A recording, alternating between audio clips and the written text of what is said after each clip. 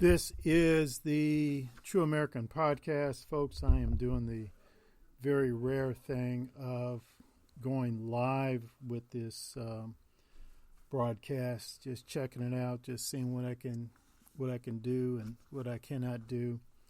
But here's what I'm talking about today. Kanye West, or Ye, Y-E, formerly known as Kanye West, was recently accused of being an anti-Semite. They claimed that he made an anti-Semitic remark, and as a consequence, some major business partners disassociated themselves from him. I'm even going to go as far as to say some hip-hop personalities and programs have disassociated themselves from Kanye West, or Ye. I was particularly upset with Charlemagne the God, who is on the absolutely fantastic radio morning program called The Breakfast Club.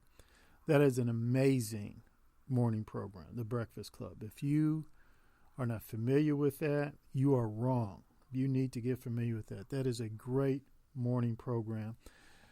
But Charlemagne the God, he came out and said some things about Kanye West that was just, I thought was totally off base. And the way he's attacked that man, I thought it was too much. A lot of people within the so-called hip-hop community, I think they've been very cowardly in their criticism of Kanye West.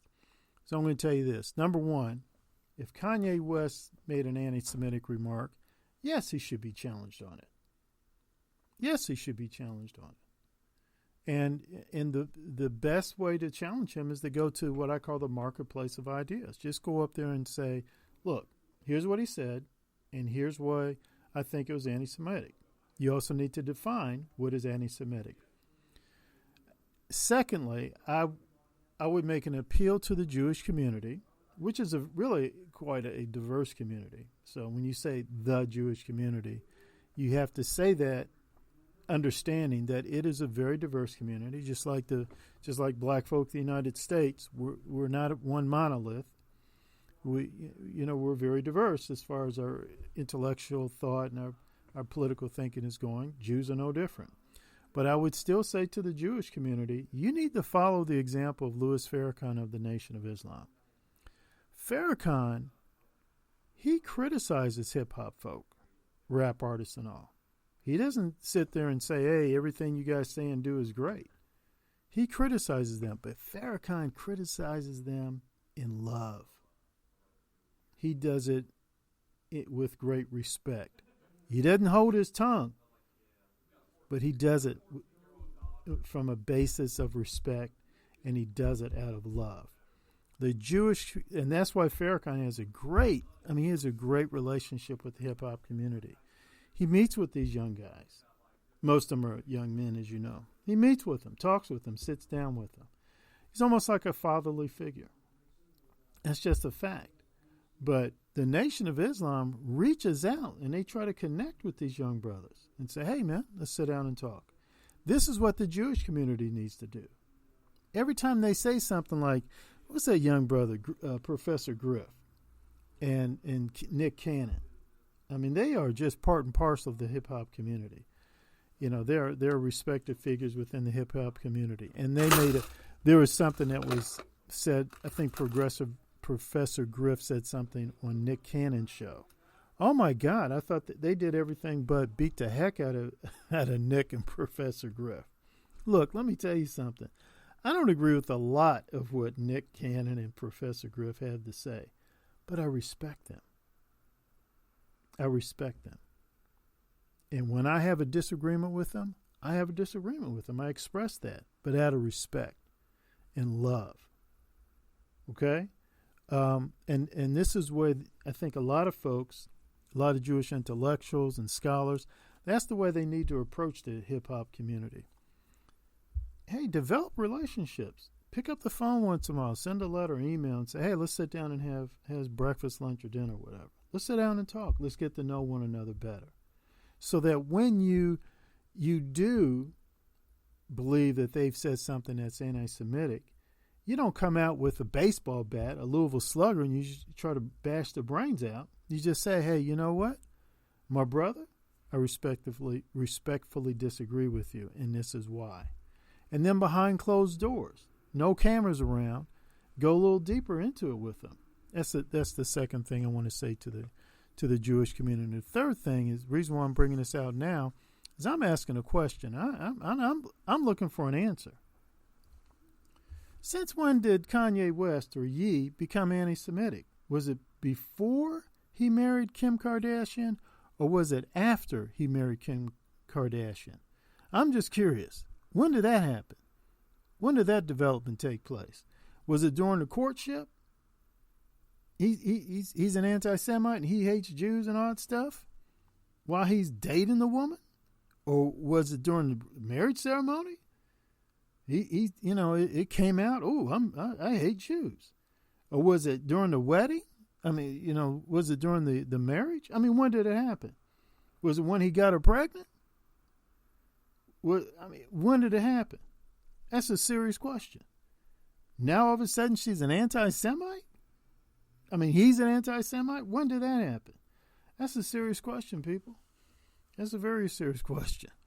And I think it deserves an answer. And as as we struggle to answer it, I think we sort of get to the bottom of this a little bit more. We get some clarity on this a little bit more.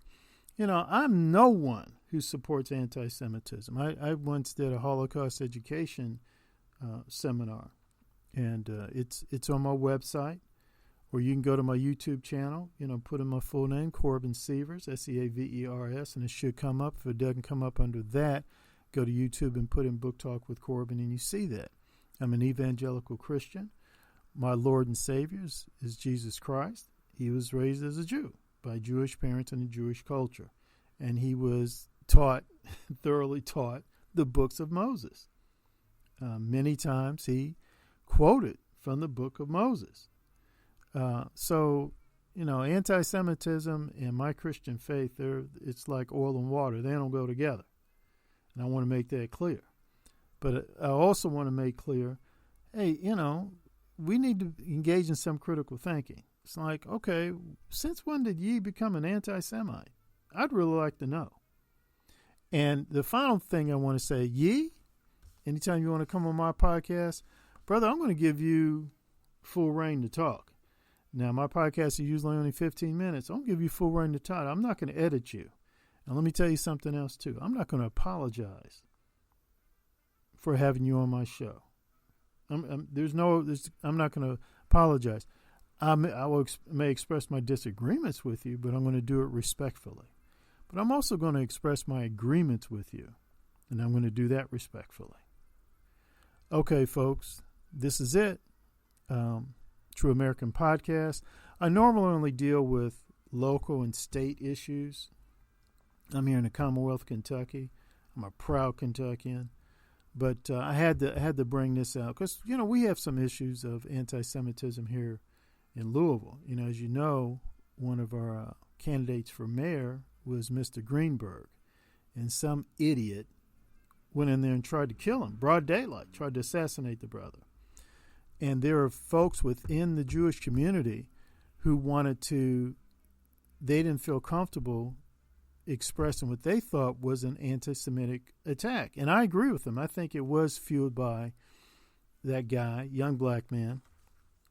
I think he was an anti-Semite.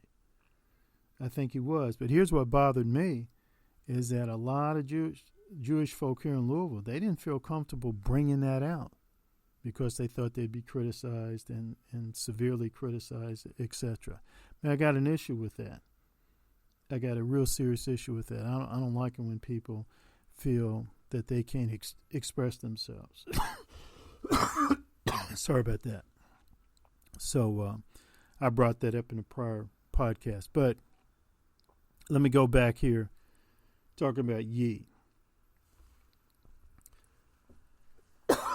Since when did he become an anti-Semite?